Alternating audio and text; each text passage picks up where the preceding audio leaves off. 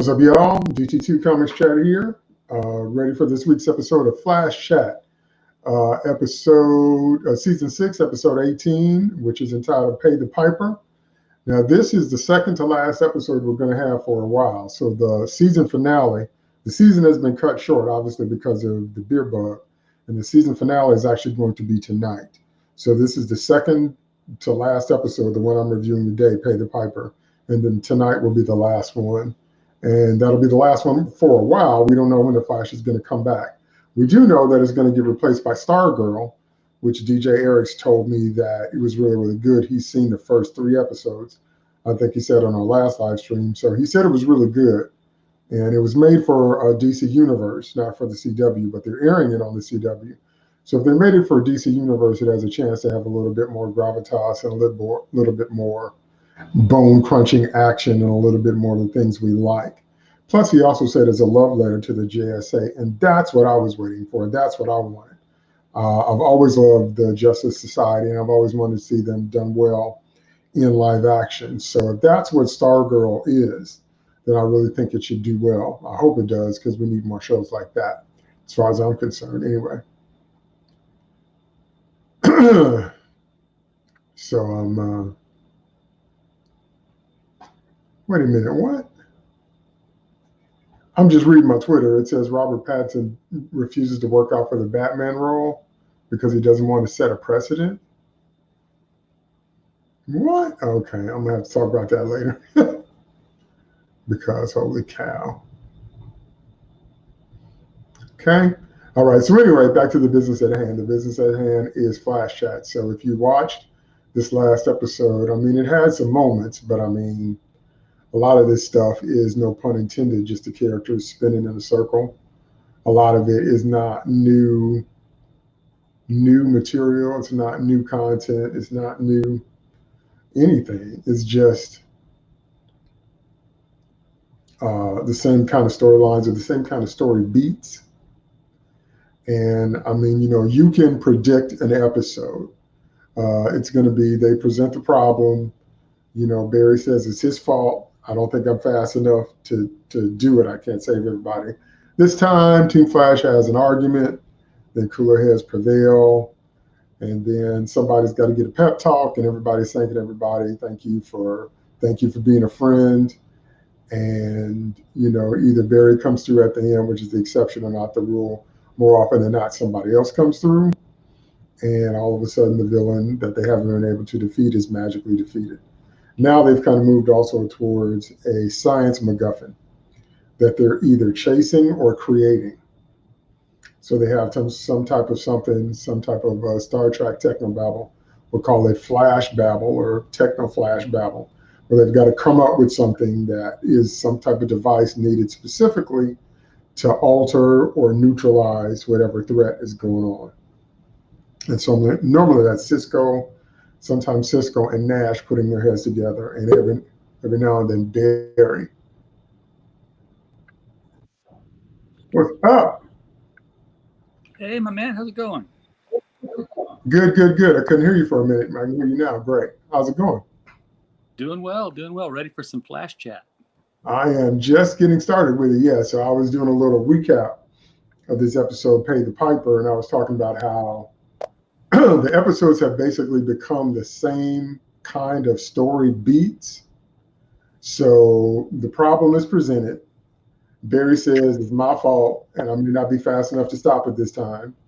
Team Flash has an argument. Then they have to go for the science MacGuffin, which is something they have to find or create. They can magically neutralize the threat, which they do. Normally it's Cisco, or Cisco and Barry, or now Cisco and Nash, putting their heads together. And then there's some type of relationship drama.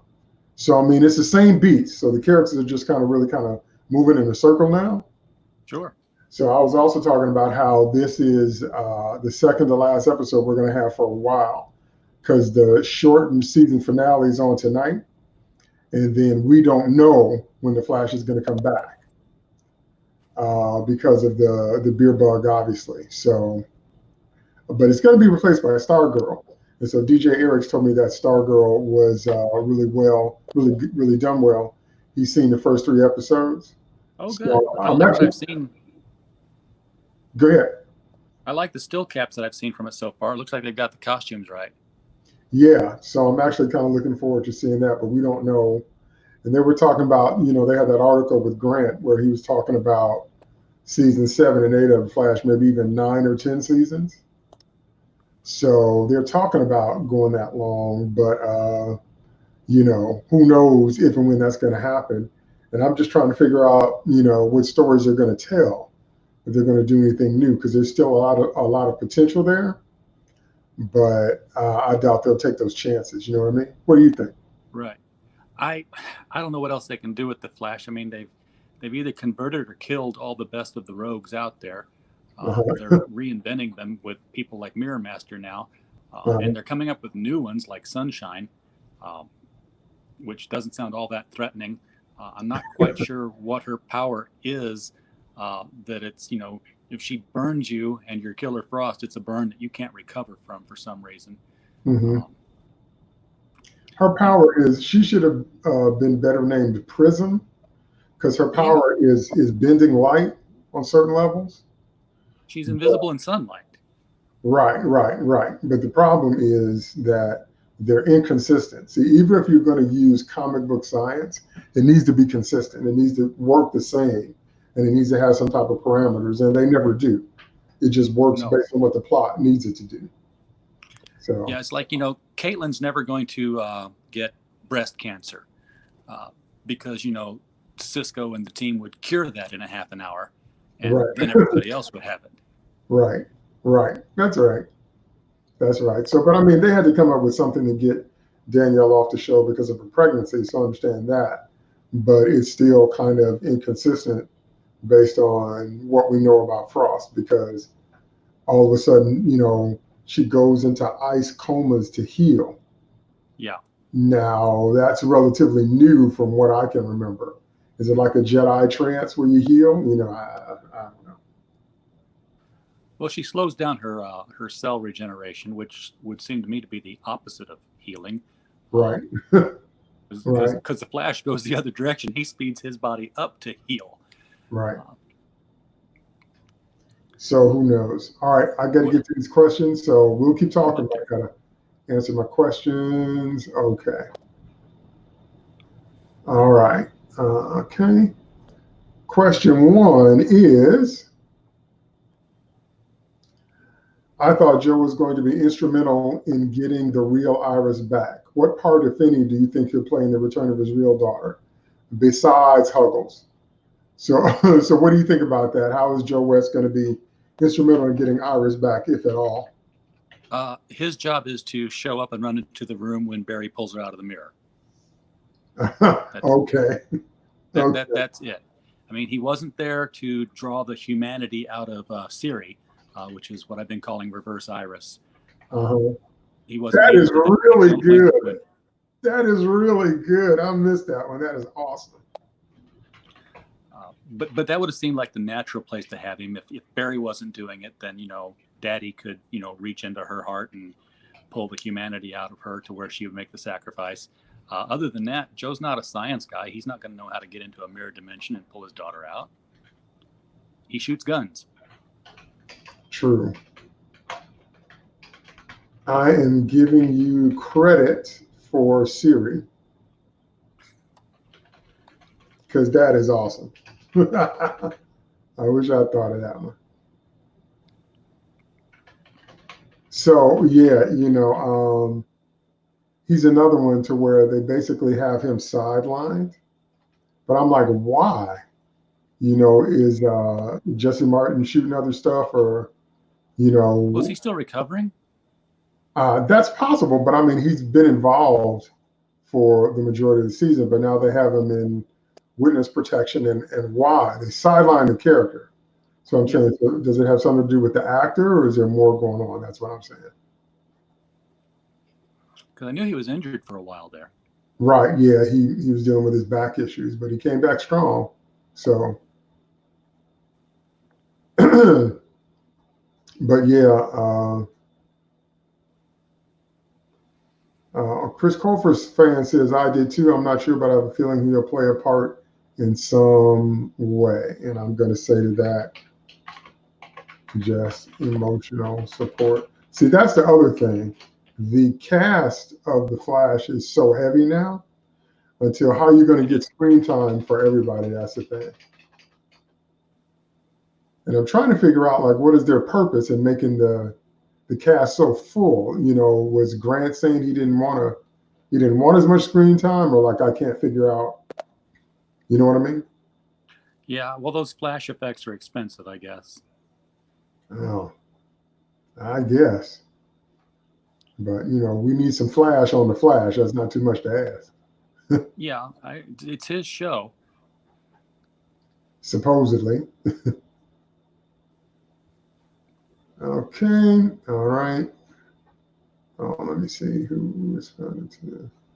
Okay, the topic today.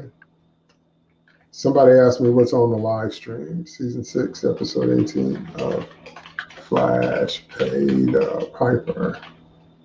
So yeah, you know, the thing about it is that when CCPD is involved, Joe's relevance is normally pretty clear.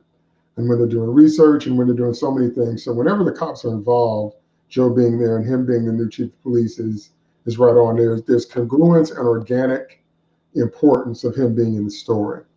But when that's not the case, then it's like he just reverts to, you know, crying, or Mitchell Berry's crying, or just holding him, or whatever. And I'm not saying that's wrong or bad. I'm just saying at this point, 6 seasons in, I would like to see some more evolution for the character of Joe West. You understand what I'm saying? Oh yeah, absolutely. Well, I'd like to see evolution for the whole family. I mean, Cecile's powers go back and forth, and her personality is, for a district attorney, Cecile should be a lot more hard-edged and less hostess cupcake, because she's way too nice. And I don't know who she's got babysitting the kid all the time, because we never see the baby. Didn't it? The baby just was like, whoop. Yeah. And now there's only one parent, so she should be really super busy. So you think she should have a harder edge to her personality? Huh, I never thought about that. As a district attorney, I mean, that's your job, is to stand up in front of the worst bad guys and say, we're putting you away because you did this really horrible thing, and I don't care how you threaten me. And she's not that. That's a really good point. She's so busy sensing people's emotions. She's so busy being Deanna Troy until maybe she wouldn't be so good at her job. Yeah, okay. Yeah. Now, granted, she's not the DA anymore. She's, you know, the defender, which that's a job that fits the personality she exudes a lot better. But I don't see how she ever got to be DA. Yeah, well, you know, when they gave her these empathy/telepathy powers, once again, I was like, why? What purpose is that going to serve? And the purpose it serves now is she has them very conveniently. So, yes, you know, when she's 3 or 4 rooms away, if somebody's feeling something very strong, she can feel it. But she can't tell that's not the real Iris standing next to her, talking to her, interacting with her. And then she asked her to read her, what am I feeling? And I'm like, according to Camilla's filtered picture, you're just a crystalline structure. Right. What are you doing with these deeper emotions? And then you had a change of heart. You know, we talked about it last week and how you separated from Eva, who was your Borg queen mother, and now all of a sudden you're an independent entity, you know, that wants to be alive, which makes absolutely no sense based on the setup that you're just an extension of Eva. And how come Cecile can't sense any of that? That's what I'm saying. Because Iris is special. Snowflake Iris, that's right. Well, maybe it can be more than that if the writers get creative. I mean, but they don't get creative. They forget things. Cecile wasn't supposed to have her powers after the baby was born, but right, she does, because they need them for storytelling. Iris's reflection could have been different, because not only was Iris reflected outward, but so was also all of that Eternium that's supposedly in her, which could have impacted the chemical makeup of this being that they created. Yeah, now I thought they were going to do something more with that.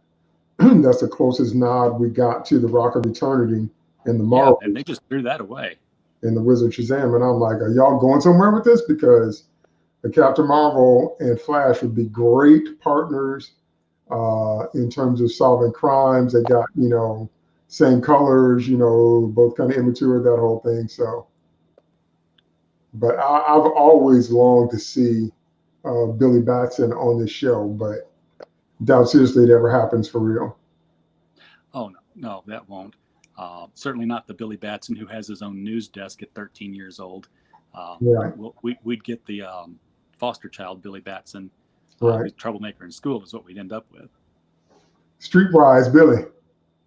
Yes. That's a better version. All right. I got to go to question 2. Question 2 is, it's good that they are actually showing effects from being in the mirror dimension, like the neural dissonance. But shouldn't everything be reversed? Not just the Star Labs logo? Now, did you notice when we're zooming in on Finding Camilla that the Star Labs, everything was backwards? And I'm like, shouldn't everything be backwards? Yeah, the keyboard should be backwards. Iris's wedding ring should be on her right hand. Absolutely right. And I'm going to answer Ben Skywalker. WFresh13 says CW doesn't think that far ahead. If that was the case, it would show more than just the 2 sets in the mirror dimension. And I'm going to say, and what is the distance from Eva's to Star Labs? Is everything the same? But yeah, you're right. That's what I was looking for. I talked about that last week as well. I was looking for, I thought somebody else popped up. I was looking for the standard mirror comic booky stuff, like your heart on the other side, like you said, the wedding ring being on the opposite finger. So many different things, like somebody throws something at you and you catch it with the opposite hand. That's always how they expose a mirror duplicate in fantasy. And I'm like, we didn't really see any of those kind of classic tropes. Sure. So, and if they wanted to get really deep with it, they could say that the way out of the mirror dimension has to be solved with emotions instead of logic, because the left brain and right brain have been swapped. Now that's good. That's really good. And I've got another question, practical question.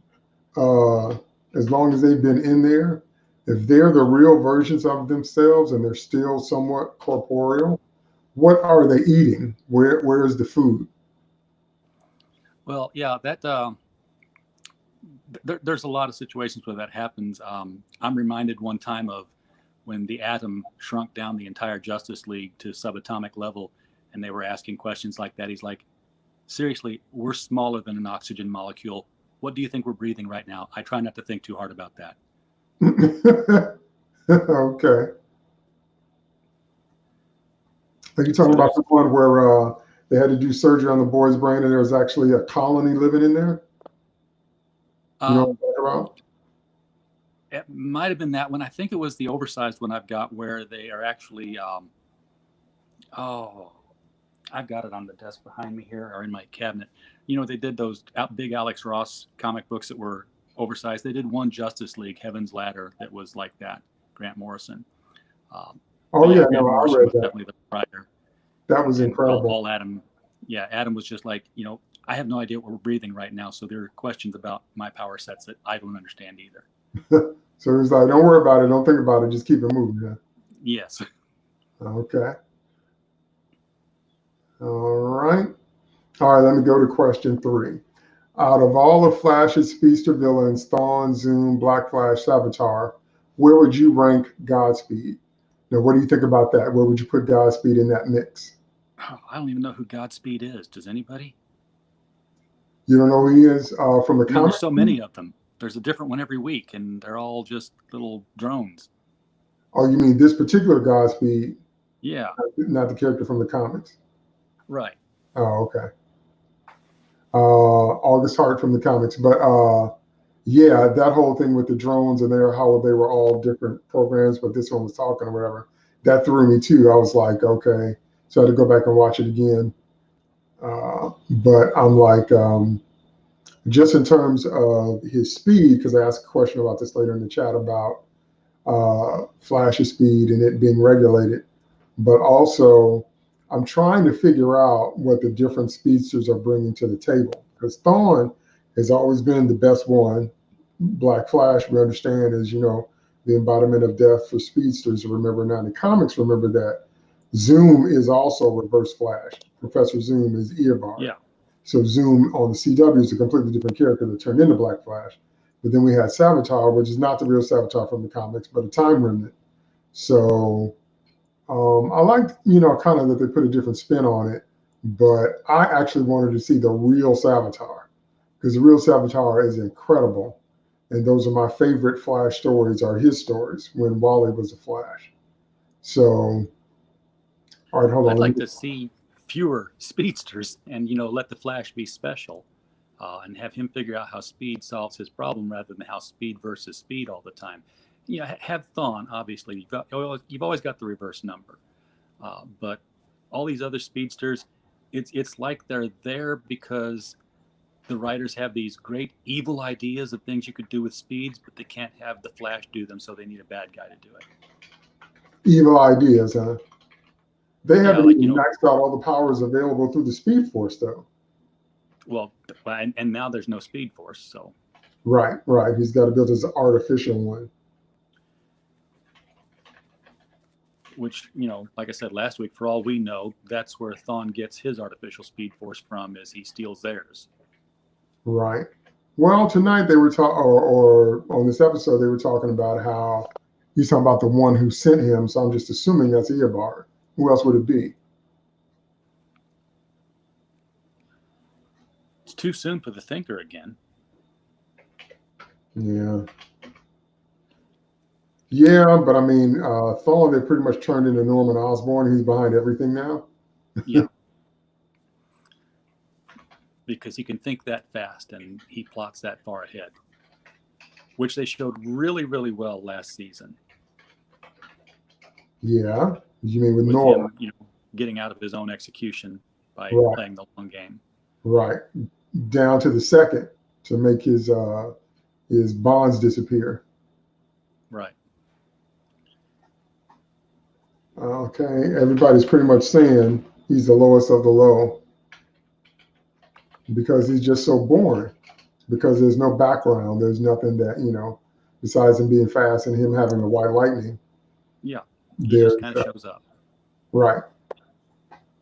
We haven't really seen anything to define him and make him a specific enough threat, because just somebody else with speed threats we've seen before and better.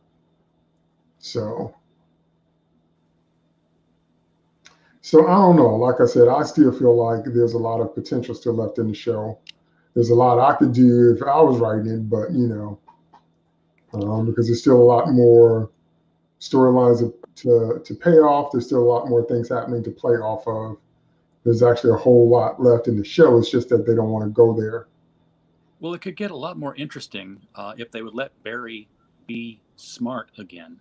Let Barry be a CSI again. Sure. And this goes back to the very first episode. I had such great hopes for this because when we see Barry, he is the CSI. And you remember he's doing that whole tire tread analysis, and you get this Sherlock thing going on here where the text is appearing above his head. He's doing calculations. You see graphs and charts. And he comes up with the answer because he's smart, not because he's the Flash. He wasn't the Flash yet. If he was able to take those smarts that he's supposed to have naturally and combine them with speed and get creative with it, he should be able to come up with all this. It shouldn't be, Harrison Wells telling him, hey, you could do this. It shouldn't be Cisco saying, why don't you try this? It should be Barry saying, naturally, if I were able to do this and this at the same time, the result would be. Right. Now, that's something I've said for a long time on the show. There are no Flash facts. Okay. Nope. We've only seen the Ring briefly, but the Ring and the Flash facts are part of the core elements that come along with the Flash, and they've totally just stripped him of them and given it to other kids. Well, again, we've only seen the Ring a little bit, and he didn't invent the Ring, but also, like you said, none of his tech, none of his ideas, understanding his speed, figuring out how to stop his opponents. That's just not him. That's his team. All right, let me jump on question 4. Question 4 is, do you like it when they specify how fast Flash is moving, or do you think his speed should be unlimited and undefined? What do you think about that? Oh boy, that's a good question, because you never really, for me, he's always moving as fast as the Flash. You see him in the street, it's just a blur. Whether he's going Mach 3 or superluminal, they almost have to tell you that he's doing that for you to be able to tell it. You don't see him just running past cars and doing a jog. It's always a zip. Mm-hmm. And I guess the only way we ever get an idea of how fast that is how far we see that zip go, if it's down a street or if it's across an ocean. But tonight they talked about specifically moving at Mach 5, and Godspeed was running circles around him for a while there, I guess, because his speed was still draining. And that's another thing, is that they have not been clear in the slightest about how much speed force energy he has left. So it's like, again, it's a convenient amount. Like he's losing it, and we can see the little mood bracelet, when he's draining it. But it's red. You're in the red. You have none left. Yeah, it's not the countdown clock like you get with Spawn. Right. So it's like whatever his mood is, then we get this thing reflected. But then he keeps saying, "I've got enough speed left to do this. I've got enough speed left to do this. I've got enough speed left to do this." Okay. So, where does that end? Are we going to bottom out at a point where there actually is no residual speed force energy left and you can't move at all? Or is it going to be like tonight where you can move and then it just drops out? It's going to drop out to 0, and he's going to be at the mercy of Godspeed, and the punch is going to be coming right at the moment that Cisco throws the switch. Huh. And then the Speed Force machine will be up and running, and Flash will be, down on his back, and his eyes will open up, and the lightning will crackle in it, and it'll be up and around, and it's off to the races, literally. Huh. That really sounds about right. That really sounds about just like how they do it. Wow. That's probably pretty accurate too. We can write a CW show. So yeah, no, we can. We absolutely can. That's so true. And he'll be talking about he's back, and if he does have new abilities, he'll just magically have them. He won't have to get them. He'll just kind of know, because every time he comes back in the past from a Speed Force experience, he was faster, supposedly, and had new powers or whatever. And then when he does get new powers, he barely uses them, like the stealing speed trick. The trick he uses the most is throwing the lightning. But I miss his supersonic punch. I miss his leaps off of buildings when he runs up a skyscraper and leaps onto something. I miss that. Now, did throwing the lightning come from the comic books? Because that's a relatively new development. He was never an electrical creature from the 60s through the 90s, at least. I was going to say, no, he always trailed lightning, and that was because of his uniform, lightning insignia, his earpieces and all that. So he kind of trailed lightning when he ran. That was a visual. It wasn't real lightning. Right. It was a visual. That's exactly right. It was a visual effect of how fast he was moving. But it wasn't him throwing lightning the way he does now, because they never explain, is it actual lightning? Is it Speed Force lightning? Can it move as fast as he does? So many different things. So we don't know the physics of it. And so, no, that's something they came up with on the show. And the coolest thing I think I've seen this Barry do was when he phased that whole train. I love that. That's one of my favorite scenes, because it's just unbelievable the way he does it. But I'm saying his other Speed Force powers, he uses them so minimally compared to just throwing the lightning. You never see him phase anymore. I mean, that used to be his entrance. You'd open up a Justice League comic book and they'd be like, "Where's the Flash?" And he'd just like phase through the wall as he's getting to a stop. "Sorry, I'm late." Right. And on top of that, since we've had so many speedsters, he's always teaching everybody else what to do or whatever. But yeah, he doesn't use the phasing. He doesn't. And then the other thing is, how fast is his actual brain? Because we know from the comics, Wally established that there was regular time and flash time. So Wally said he could step into flash time and see things as fast as he could move. and his brain can process the same way. So I'm not sure the way it is on the show, because many times on the show he just stands still and gets hit. You know what I mean? Exactly. And one of the best examples that they did for Wally in the comics Uh-huh. was you remember the story where he's in the theater watching the movie, Yeah. and he's got an itch on the back of his neck, and he reaches back and scratches it, and what's poking him? Oh, it's this piece of metal that's floating in the air. What? This is a bullet. And he had automatically gone into flash time the moment that this thing had touched his neck, and he Right. looks around, here's all these bullets standing in the air, and he's got to run around and pull them all out and stop a gunman. Right. Which is actually a form of flash spider sense if you think about it. If danger is near, and all of a sudden your speed powers kicks in, that's spider sense. That's not, because if you don't need to see it, but your speed activates, then that's completely. Well, he didn't see it, but he felt it. As soon as it pressed his neck, he activated on that. Yeah, but what if Linda walked him and caressed his neck? Would he have gone into flash time then? Probably not. See, he's activated by danger. That's spider sense. But I mean, it's cool. I like it. All right, hold on. Let me jump over here to question 5. Question 5. It was good to see some real gravitas and stakes among Team Flash. The actors played that really well. But how come they are always at each other's throats so quickly? Okay. All right. Chris Colfer fan says, I agree with this. Good question. I'm not sure. Lexi Palermo says he basically was at Cisco's throat. Ralph cared about him, told Cisco to stop thinking about what his place on the team is, and yet Ralph knew about time travel and flashpoints, and now Cisco lost his brother, and Barry had the right to yell, Cisco made it about himself again. Okay. That was a little bit rambly, but I'm going to say, so you think that Cisco is basically always being selfish, or justifiably so? So does Cisco still have a right to be mad at Barry because he didn't save Dante? Well, or are they ever going to bury that and let that go? That would be something that he might justifiably hold on to for a long time, just as a human being, and not as a CW forget it in an hour character. True. But I guess what I'm saying is one of the consistent themes of the Avengers was the fact that they weren't really a team. They were just pulled together by Fury to deal with whatever situation they were in. But they were very, very distinct and separate personalities. They made that clear in the very first Avengers movie, and then they said that it was actually Loki Scepter. But Loki Scepter was actually just acting a little bit like alcohol. It was making them say what they really felt. It wasn't really changing their personalities or perspectives. It was just kind of bringing out what they really thought.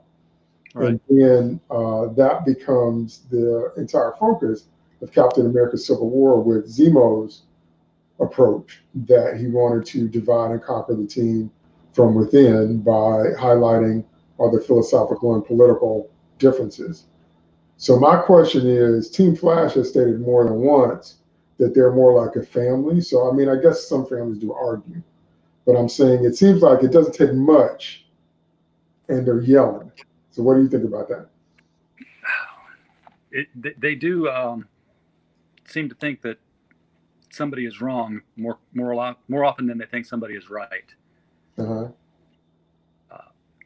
I was really concerned where they were going to go with Barry, and I can't remember whether this was last episode or the one before now, when he was doing the whole beautiful mind thing, trying to figure out why Iris wasn't Iris, and he had. I was thinking, okay, he's figured out she's from the mirror universe, but no, he's got like 50 different reasons why she's not Iris. Maybe she's a Martian, maybe she's a shapeshifter Durlan, but she's not a. She couldn't be a leftover from Crisis because they were all gone. So I guess all the doppelgangers died off in some CW show that I missed. And finally, before he finally hits on the whole mirror universe thing.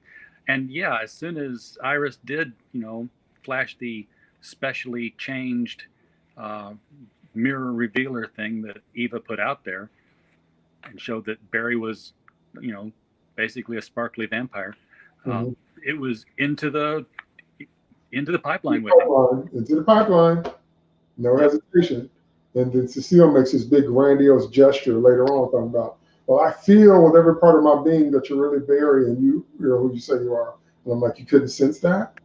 That's your power. That's what you do. But Yeah. yeah, You say she's really Barry, but not that she's not really Iris. right. Again, and she's been around all this time. And they said that again tonight. Cisco said, I've been living with a mirror duplicate all this time with Camilla. And I'm saying, y'all must not know your people at all. I think Barry and Iris is the most egregious. Maybe we could let Cisco slide because they actually haven't been together that long. So maybe we could cut us some slack on that, maybe, because their still relationship is still less than a year old. And then, there's David Singh's husband, who hasn't been able to suss out that he's a duplicate. And I'm sorry, Captain Singh is such a token character on the show that he's supposed to be friends with all these people. Mm-hmm. And, if my friend was injured or hurt or missing, I would say, I'm going to go talk to Sam. I wouldn't have to say I'm going to go talk to his husband. That's just to let everybody else know that, oh, by the way, he's gay. In case you didn't know that, he's a gay person. So they don't treat them like you would somebody This last episode, they referred to his husband 3 different times as his husband. Right. We have no idea what his name is. Right. No, that's a really good point. And I thought, all up until it was revealed that Singh was a mirror duplicate, I thought he was kind of getting his due as an elevated character. Because I'm like, okay, he's got to move into a higher position in the police force. And from the point of view I thought they were setting it up, they were going to show about how he was going to be a bigger level eyes and ears for the police work that he could then filter down to Joe and help Team Flash focus on their cases, because now he know more and he has access to more data and resources. So I thought it was really good positioning for him as a character, because it can help Team Flash get more information faster, because they're always looking for information. Every time something happens, there's always a buttload of research that needs to be done. So I thought, okay, well, Singh's in on the secret and now he's been elevated. So I thought it was really good positioning. Then it turns out he's a mirror dupe. And I'm like, well, okay, well, that's just shot to pieces, no pun intended, because I'm like, what difference does it make now? He's going to be gone in a few minutes. They're going to shatter him like Irish, like Siri. I love that. And I could tell that he was, on the evil side of things when he was getting in the car. I'm like, okay, he's either going to be revealed as a villain or the car is going to blow up. That's the only reason you watch somebody get into their car after arresting somebody and putting them away. True. And I was a little surprised that he was a mirror duplicate. So I was, glad to see that. But yeah, he's another one of those people who knows that Barry is the Flash too. So well, I don't know what the mask is for anymore. That's right. We've lost count on those for real. All right, let me get on the next question, which is question 6. And question 6 is... Oh, I'm going to have to duck out on you. Okay, no problem. Thanks for popping here. Appreciate it. That was fun. Thanks to RJ from also Critical Blast on Twitter for stopping in. All right, question 6. I don't know about you, but it seems rather apparent to me that Cisco not being Vibe is a huge mistake. Agree or disagree? Now, I don't know how many times they have to hit this beat. I don't know how many times they have to make it plain or make it clear, but I think it was a huge mistake for Cisco to give up his Vibe powers. He's been in so many situations since that happened. And like Cecile pointed out tonight, Camilla fell in love with him. Camilla basically, once Cisco revealed who he really was, Camilla accepted him. So the whole idea of him having to give up his powers so he can live in peace with her seems like a step backwards. Is completely unnecessary. And Camilla is around and a part of Team Flash now pretty much anyway, and definitely she's a part of Team Citizen. So she's kind of out there on the front lines getting in danger herself. So why did he have to give up his powers again? And it's kind of nonsensical. Okay, let me read your answers. NYC King Dr. Beast 1 says, yeah, pretty much. Michael Vincent Bull says, yeah, agree. And I'm going to say what I just said, that Camilla is a part of Team Flash and Team citizen. Now, anyway, so she's out there as a part of the danger. So why did he have to give up his powers to live a so-called normal life with her? She accepted him as is. She did accept him as is. There's absolutely no logical reason. Chris Cofer fan of old shows, says, I agree with this 100%. It is a huge mistake. Brennan at Seth9 says, I always thought his reasons for giving it up made absolutely no sense whatsoever, especially since it just made him less useful to the team than his chosen job. He's a huge geek too, so you think he'd love having powers with no one hearing bad side effects like that. And I'm going to say, agree with all that. Plus, it doesn't make Camilla any safer without him being vibe, because she already accepted him as is. No logical reason to depower, because there isn't. You know, another thing about it is, if you notice, seems like to me, it might be Carlos, I don't know. It might be Carlos coming through, but if you notice that Cisco seems really sad most of the time now. Just most of the time, he's just really, really sad. And, you know, why?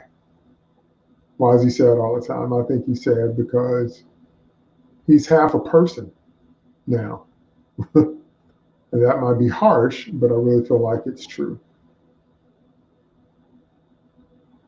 I really feel like that's true, that he is and or feels like just half a person.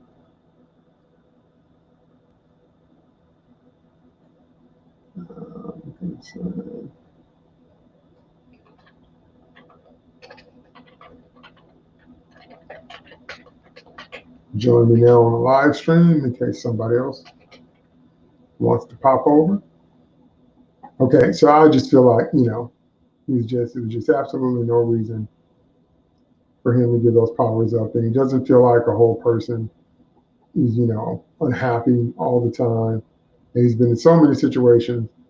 Okay, Miss Carrie Diva says he's more attached to being vibe than he'd like to admit. He's practically lost at the moment. And I'm going to say, agree completely. He's like a lost puppy. And having Camilla in his life doesn't make up for what he's missing in the slightest, because she doesn't. It could be a situation where Cisco felt like, you know, having love in his life after having lost Gypsy would make up for that or make him feel whole or complete, but it doesn't at all. Okay, Bill Walmsley at Bill Walmsley says, yes, I was hoping after Crisis that the change back would have been permanent. His reasoning for getting rid of his powers felt abrupt against character and generally nonsensical. And I'm going to say, absolutely agree with every single word of that. Because I do. That's absolutely 100% right. Seemed out of character, didn't make any sense. I thought that once he got him back to Crisis, they were going to stay. The very fact that he needed to be vibe to help get them through the crisis, I was like, do you need a ton of bricks to fall on your head? Good grief. So,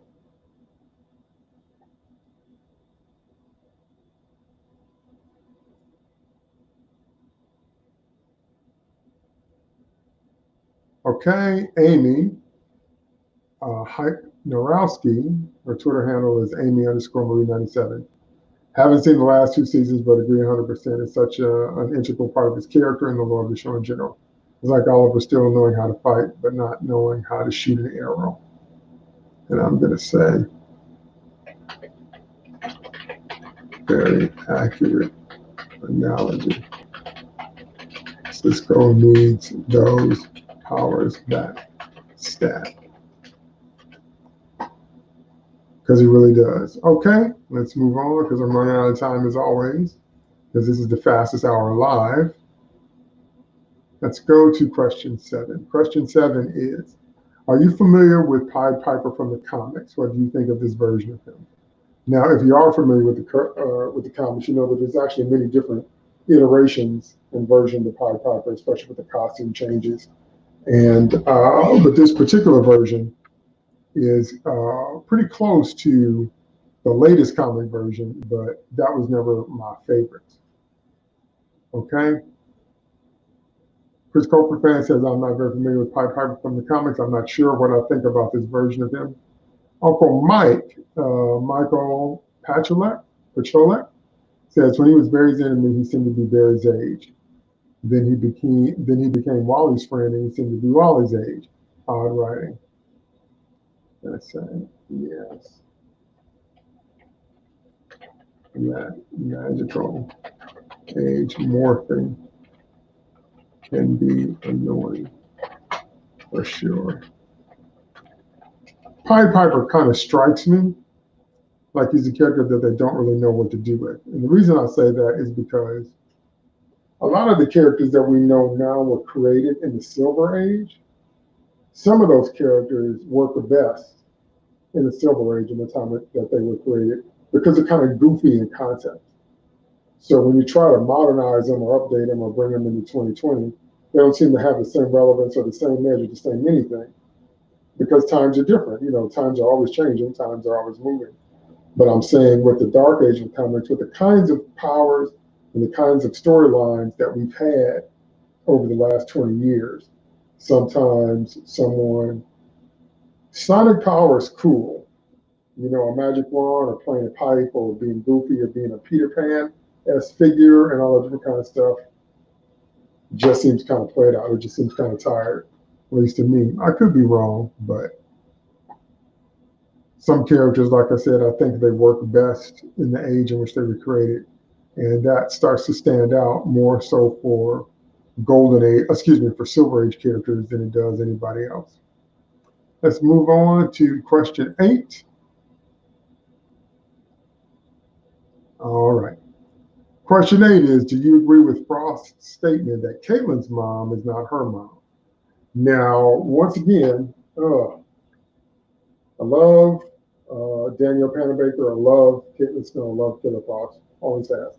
My favorite version of Killer Frost is back in season 3 when she was like a cold elemental and she was a totally dark personality. And there was a Jekyll Hyde battle between Caitlin and Frost. That was my favorite version of the character, where Caitlin didn't want Frost to come out, and where Frost was evil and teamed up with Savitar. That was my favorite version, bar none.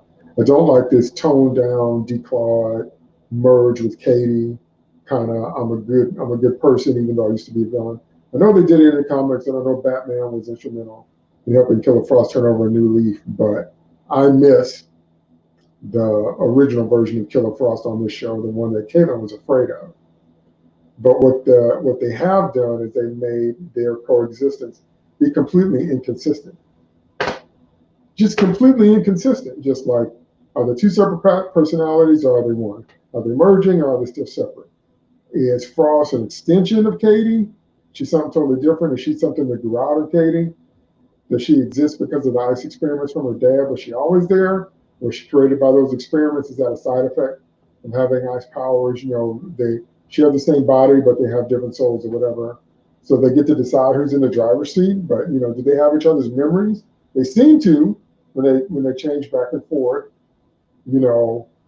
But so once again, now they're referring to Katie and Frost as completely separate entities, and Frost has insecurity about facing Carla Tannhauser, the mother of Caitlin Snow, because, you know, Carla has never really dealt well with Killer Frost or dealt well with the fact that Katie has these ice powers or doesn't want to deal with that part of her personality except to experiment on her, except to maybe make her a super soldier, except to see her as maybe an advance in science or something like that, but not a separate person that's not Caitlin. So it's not that I don't think that Frost has a good point. I do think she has a good point. I'm talking about the inconsistency with which they handle her and Caitlin. Because, you know, Frost has been there. See, they really messed up when they showed us baby Frost. Because Caitlin had that bike accident and then she looked in the mirror and she frosted out. So we now know that Frost has been a part of Katie's life since she was a very little girl. That being the case, there's no way all of these things should still be new to an adult Frost. What is Caitlin?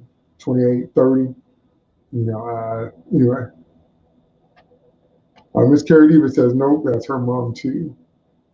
And then I'm like, there's no way Frost should be this age and still dealing with this type of thing. Okay. Brennan's XF9 says, was Thomas not her dad unless he was Isaac or something? Her two Killer Frost had a different opinion, but I guess she wasn't a split personality. Or was she? Who knows?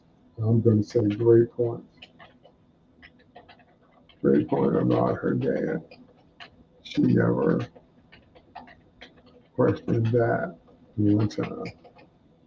Because she didn't. That's a great point by Brennan. She never questioned whether or not her dad was still her dad just because she crossed it out. Because Cobra Fan, to be honest, I'm not sure if I agree with that statement or not. Eric's Reloaded, DJ Eric says, I'm not even sure what she means by this. Is she another person entirely? If it's just another personality, then it is her mom. What is the story with Frost? And I'm going to say, back to Mundo, hop on over to the live stream.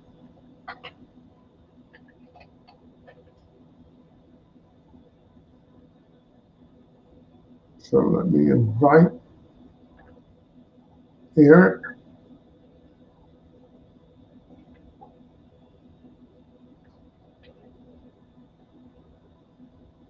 All right, Lexi Paranormal says Killer Frost is different because she's been in the freezer in the comics for who knows how long. Usually the fire someone just on work too was their supposed family. I'm gonna say, yeah, but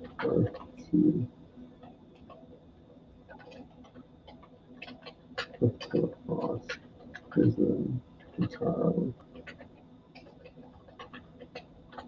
separate and different. Yeah. Man, I keep putting semicolons when I mean to put colons on my answers, and that is not good. Okay? So, yeah, you know, she's just being written with different types of personality shifts based on, I guess, what the plot requires for that episode. And whichever way they want to go with her, I just wish they'd be consistent. Okay. All right, let's move on to question 9. Anyone behind? Okay, well, we actually got to see some flash on the flash, but thunder moves very much slower than lightning. So was it Godspeed's cumulative speed stealing that made him fast? Is that how sonic speed works? So let me just say, I did not, the whole idea of him using sound waves as a source of speed. Okay, again, sound moves slower than light, and thunder moves slower than lightning. So I guess him stealing on that speed, I guess they were trying to say that powering the speed on top of speed, I guess, made him faster. But again, the rules are never clear. And I kind of wish they were, because Godspeed was kind of running circles around the Flash, but we know that Flash only has residual Speed Force energy now. He doesn't have his full ability to access the Speed Force, so he's not as fast as he normally is, but it just didn't make any sense to me that using sound as speed powers, right? It makes no sense to me. I'm answering Michael. It makes no sense to me that using sound as a source of speed powers would make him super fast. I don't get even the comic book science of that, because I don't. Okay? All right.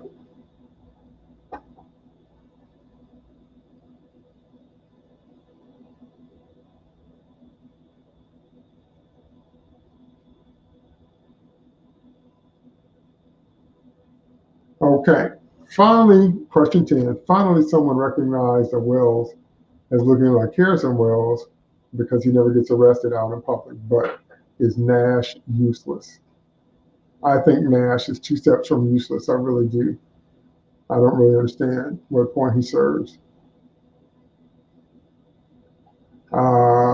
Chris Colford fan says, I would not say he's useless, but he's not a favorite of mine. Brennan says, you'd think he'd be the most useful of all if he has access to the personality brainwaves of every Harrison Wells in the multiverse. Doesn't seem like they're making the most of that.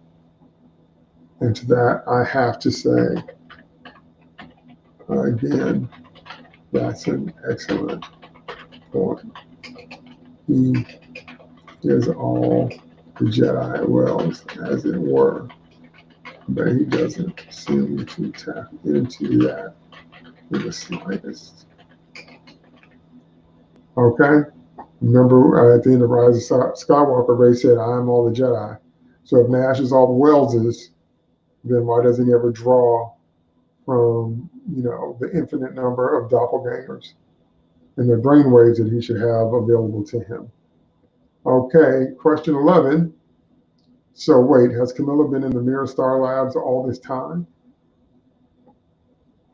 Okay, so if you notice on the show, we go over to the mirror version of Star Labs and everything was backwards. That's the first thing you notice is that the logos are backwards. I'm like, well, then everything should be backwards. Number one, not just those logos. But is that where she's been all this time? How'd she get there?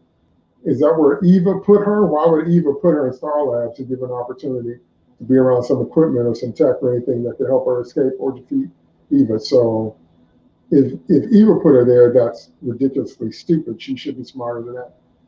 If she didn't get put there by Eva, then how did she get there? And from where? From what point? Was she in the mirror universe and she made her way to Star Labs? How? Did she walk? Are there cars? Are there taxis? And I'm going to say what I just said. How did Camilla get there? Did she walk? Are there cars, taxis, centrals, city, mirror? Seriously, did she take an Uber? Like, what in the world? How did she get there?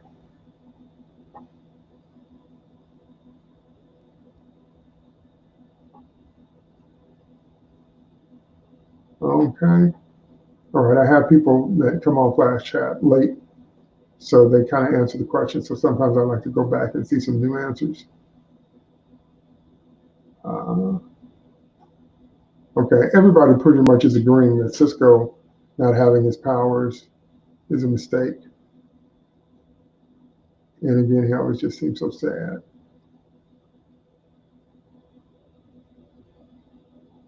Okay, all right, I think we're down to our last question. Our last question is, holy crap, did Cisco say Atlantis?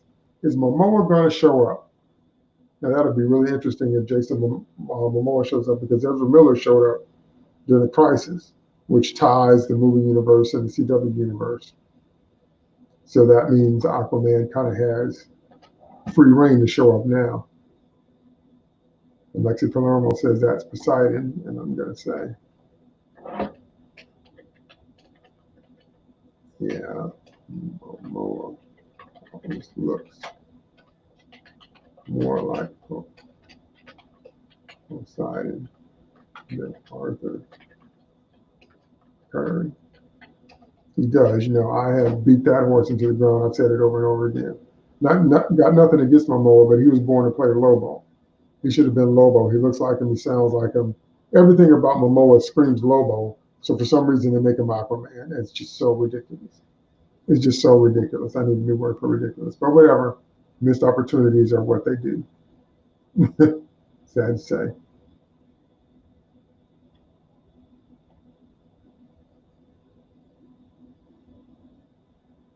Okay, Michael said mirror Ubers.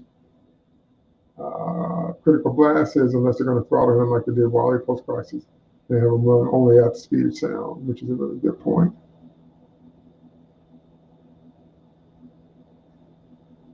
Okay, Crisis Ending made clear the star goes on Earth too. Is it the same Earth as before? Is just a quick back here somewhere else? And